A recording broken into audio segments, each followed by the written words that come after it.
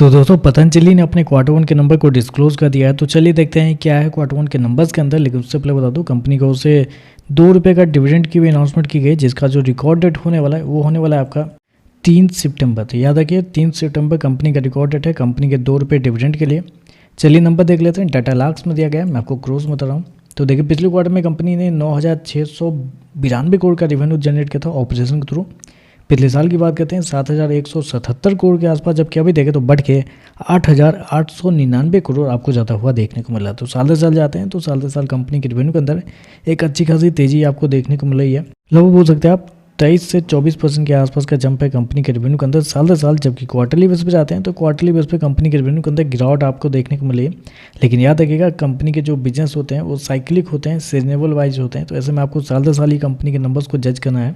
तो साल दर साल देखें तो कंपनी के रेवेन्यू आपको बढ़ते हुए देखने को मिला है। खर्चे की बाबात करते हैं तो देखिए पिछले क्वार्टर में 9,286 करोड़ खर्च किए थे, पिछले साल 6,843 करोड़। अभी देखें तो कंपनी खर्चे 8,664 करोड़ आपको जाता हुआ देखने को मिला। तो खर्चे देखें तो खर्चे हालांकि थोड़ा ज़्यादा इस क्वार्टर में देखने को मिला है। और बेसिकली एफएमसीजी सेक्टर के जितने भी कंपनी के इस क्वार्टर में नंबर आए तो सभी के खर्चे ही इस क्वार्टर में ज़्यादा देखने को मिला। तो यहाँ पे भी खर्चे ज़्यादा देखने को मिला है। स्पेशली एक जो जगह है जो कि नाम है कंपनी का इन्वेंट्री में कंपनी को शायद पिछले साल 150 करोड़ के आसपास का फ़ायदा हुआ था, जबकि इस क्वार्टर में 145 करोड़ का नुकसान हुआ था। इन्वेंट्री के नाम पे कह सकते हैं पिछले साल कंपनी को थोड़े बहुत अच्छे खासे फ़ायदे हुए थे, जिसकी वजह से कंपनी के एक्सपेंस थोड़े कम थे पिछले साल। अभी देखें तो थोड़ा ज़्यादा आपको देखने को मिला है। चलिए कंपनी का प्रॉफिट क्या निकलता है वो देखते हैं।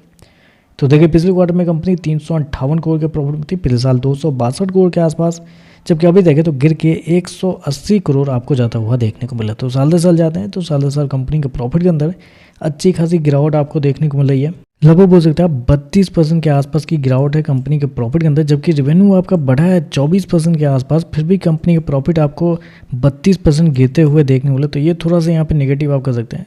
क्वार्टरली बेस पे जाते हैं तो यहाँ पे कंपनी का जो प्रॉफिट है लगभग 50% के आसपास की गिरावट देखने को मिली है। तो कंपनी का प्रॉफिट बहुत कमजोर आप कर सकते हैं इस क्वार्टर में। ईपीएस की बात करते हैं, पिछले क्वार्टर में ₹9.91, पिछले साल ₹7.26। अभी देखें तो ₹4.98 आपको जाता हुआ देखने को मिल रहा है।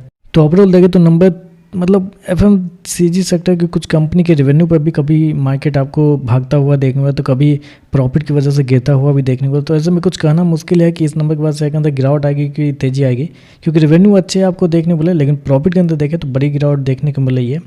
देखते हैं मार्केट इस पर कैसे कहता है। आज के लिए बस इतना है। वीडियो पसंद आए तो लाइक कीजिएगा, साथ में साथ चैनल को सब्सक्राइब जो कीजिएगा। धन्यवाद।